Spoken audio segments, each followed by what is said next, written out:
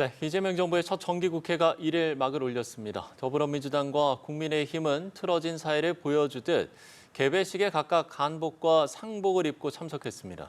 대정부 질문 등 굵직한 일정을 앞두고 강한 대치를 예고하는 모습입니다. 이와 관련한 내용 박원석 전 국회의원, 이용호 전 국회의원 두 분과 이야기 나눠보겠습니다. 두 분 어서 오십시오. 어서 오십시오. 안녕하십니까. 예. 자, 22대 국회 두 번째 정기국회 개회식이 열렸는데 여야 의원들이 극명하게 다른 모습으로 등장을 했습니다.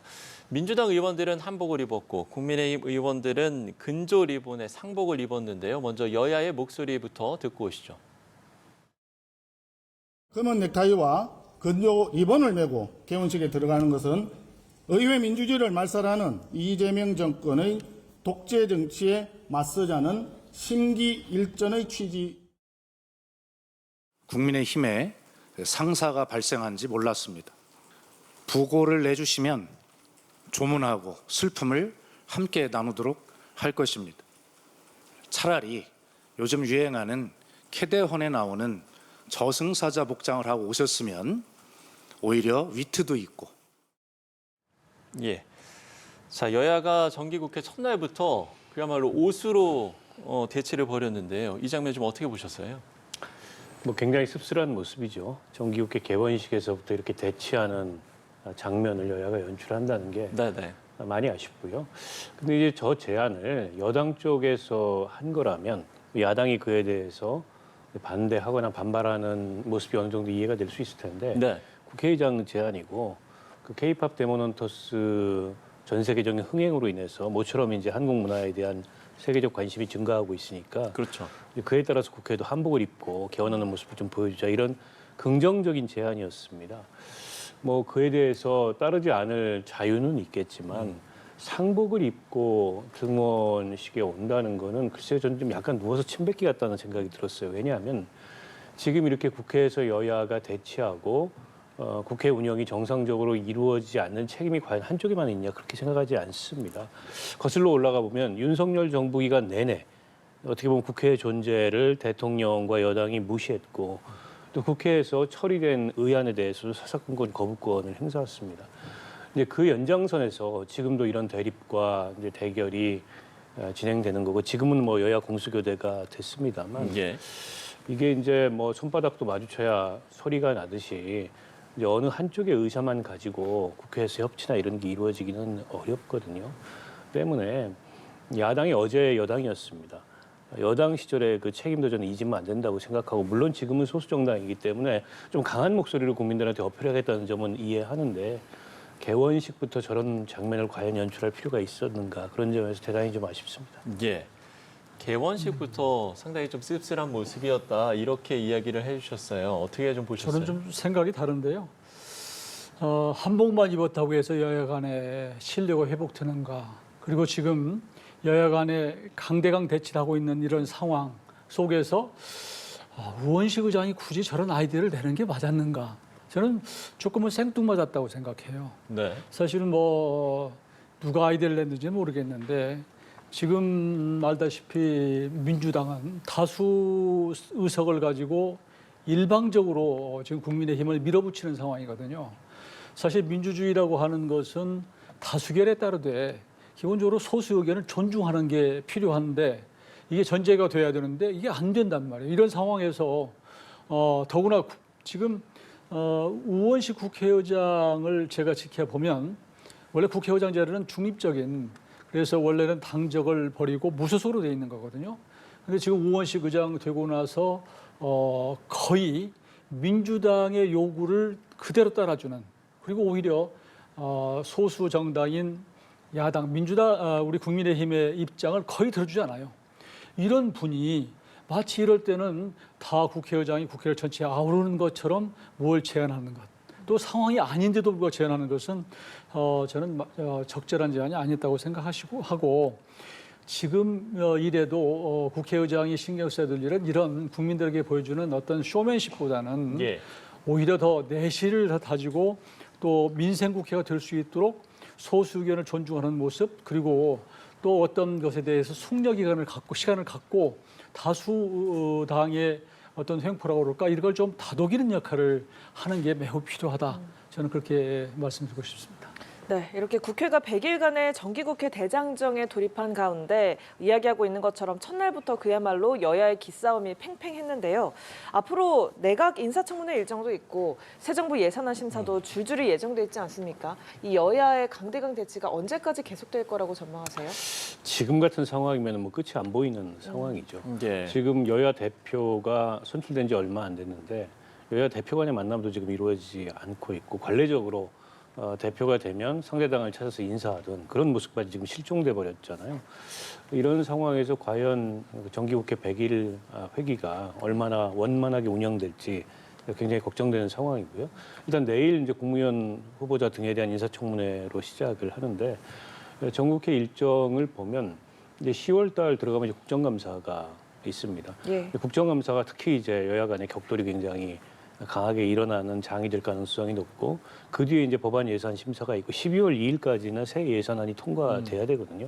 새 예산안에 대해서도 벌써부터 야당에서는 강하게 반대하고 비판하는 목소리를 내고 있고 12월 10일 날 이제 정기국회 마감인데 자칫하다가는 지금까지 국회에서 반복됐던 그 대치 장면이 정기국회에서 고스란히 재현될 가능성이 있어요. 네. 그러면 야당은 결국 이제 정부나 여당의 일방적인 독주를 막겠다는 그런 차원에서 뭐 필리버스터나 이런 걸 할 텐데 별로 소용이 없습니다. 하루만 지나면 다 필리버스터도 해제하도록 지금 표결이 의석 차이가 가능하니까요. 워낙에 네. 크기 때문에 예. 그래서 이런 이제 반복되는 대치를 계속 보일 게 아니고 일단은 여야 대표가 만나야 됩니다. 만나가지고 이견이 있는 건 이견이 있는 대로 다만 이견을 좁힐 수 있는 거는 좁힐 수 있는 대로 그렇게 이번 정기국회에서 처리해야 될 여러 가지 민생 과제부터 국가적인 중요한 과제들 있지 않습니까? 그런 거를 테이블에 올려놓고 서로가 갖고 있는 생각들을 일단 풀어보고 그렇게 해서 조금씩 이 접점을 만들고 거리를 좁혀야죠. 근데 그런 시도나 노력조차 하지 않는다는 건 어떻게 보면 저는 국민이 부여한 책임을 여야 모두가 해태하고 회피하는 게 아닌가라는 지적을 하지 않을 수 없습니다. 예, 지금으로서는 끝이 안 보이기 때문에 좀 일단 여야 대표가 만나서 거리를 좁혀야 하지 않겠느냐 이런 말씀해 주셨는데 정기국회 100일 내내 이런 분위기 계속 되겠습니까? 저는 그러리라고 봐요. 민주당이 기본적으로 야당과 협치하겠다고 하는 자세로 나오지 않는 한 서로 접점은 없을 거라고 생각해요. 그리고 민주당의 기본적인 스탠스가 본인들이 원하는 소위 얘기해서 뭐 개혁법안이라고 하는데 국민의힘에서 보기에는 개혁법안이 아니거든요. 사실 검찰 해체 법안 그리고 사법부 뭐 개혁보다는 대법관을 증원해서 본인들과 가까운 사람들을 대법관으로 포진시키는 법안이 있는 것이고 예. 또 심지어 뭐 내란 특별 법안 이건 사실 위헌적인 내용들이 들어있는 것들인데 이것들을 일방적으로 처리하겠다는 건 아니에요. 더구나 추석 전후로 해서 정광석 같이 일방적으로 밀어붙이겠다고 하는 태도를 갖고 있는 상황에서 어떻게 격돌이 안 되겠습니까? 저는 이것은 국민의힘으로 봐서는 지금 그런 방법, 그러니까 국민을 믿고 국민을 의지해서 국민에 호소해서 강대강으로 버티는 것 외에는 다시 말씀드리면 이게 수비에서 될 일이 아니고 공격이 최선의 방어다라고 생각하고 동시에 밀어붙일 필요가 있다고 생각하는 것이고요. 여기에서 민주당이 그런 그 방향을 바꾸지 않는 한은 여야 간의 대치는 계속 되리라고 봅니다. 예. 근데 저는 조금 보완해서 말씀을 드리자면 예. 장동혁 대표의 취임 일성이 이재명 정부를 끌어내리겠다였습니다.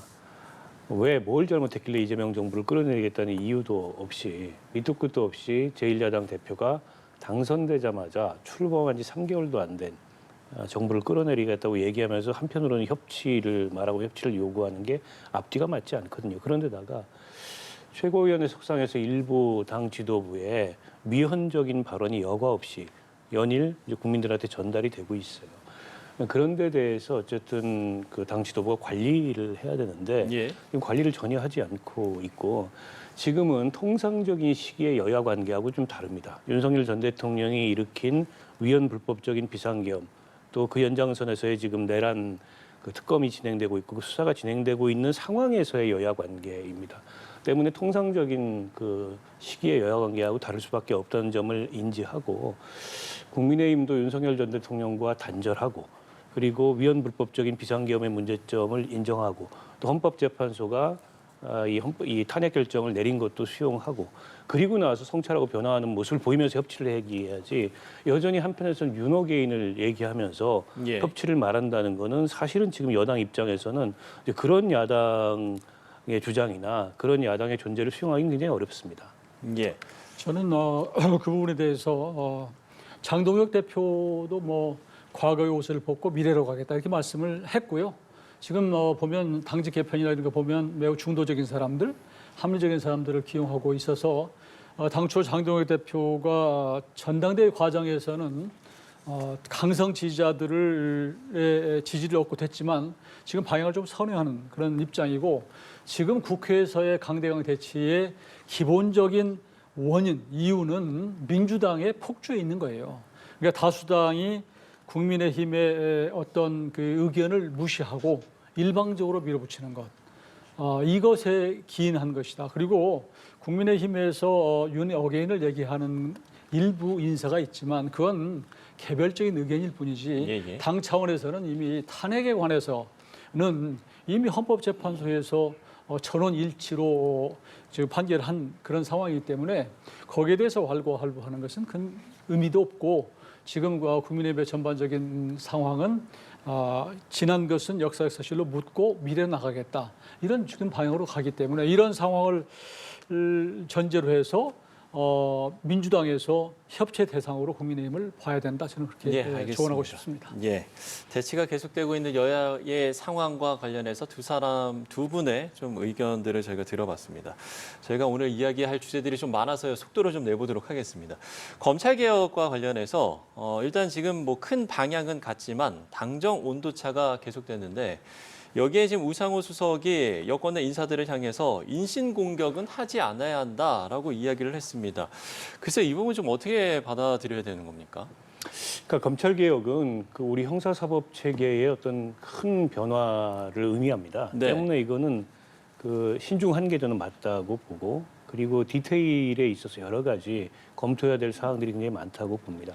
그러니까 수사 기소를 분리하고 검찰이 직접 수사를 개시하거나 아니면 직접 수사권을 행사하는 것은 이제 중단하도록 한다는 큰 원칙에 있어서는 뭐 예. 당정 간에 이견이 없는 것 같은데 다만 그로 인해서 발생할 수 있는 여러 가지 예상되는 문제들이 있거든요. 그걸 뭘로 어떻게 보완할 건가 이런 점에 있어서 좀 이견이 있는 것 같아요. 근데 이건 이제 토론의 영역이지 일방적으로 뭐 낙인을 찍거나 이럴 영역은 전 아니라고 생각해요. 근데 최근에 그 이제 담당자로서 법무부 장관이 그에 대해서 예상되는 여러 가지 우려를 표한 걸 두고서 여당 내부에서 혹은 뭐 일부 검사장이 나서 가지고 장관도 뭐 검사들에게 마치 무슨 뭐 포위가 됐다라는 식의 언급을 한 건 매우 부적절했다고 보고 오늘 이제 우상호 정무수석이 그에 대해서 좀 우회적이긴 하지만 저는 경고의 목소리를 냈다고 보고요. 그러니까 대통령께서도 어쨌든 이게 굉장히 중요하고 국민들의 일상에 미치는 영향도 크기 때문에 신중하게 접근을 해야 되고 국민들 앞에서 토론하라 이런 얘기를 했어요. 예, 필요하다면 그렇죠. 내가 그 토론을 주재하겠다. 네. 그만큼 신중함을 기해야 된다는 건데 또 여당은 여당대로 그동안에 이제 지지층이 원했던 바가 있고 또 정청래 대표가 굉장히 선명하게 이 문제를 강조했기 때문에 여당의 논리가 있거든요. 근데 그 사이에서는 조정이 일어날 거라고 보고요. 다만 이걸 이제 그 여권 내부에서 마치 자중질환으로 비춰지듯이 이렇게 서로 막 낙인 찍고 좀 거친 모습을 보이는 건 좀 삼가해야 된다라고 생각하고요. 저는 뭐 야당까지를 다 포함해서 이거는 좀 전 국민적으로 이렇게 좀 이해가 가능한 그런 토론이 필요한 영역이 아닌가 싶습니다. 여기는 좀 토론을 이야기를 해주셨는데 지금의 이 검찰 개혁과 관련 당정 간의 어떤 온도차와 지금의 이 상황들 좀 어떻게 보고 계세요?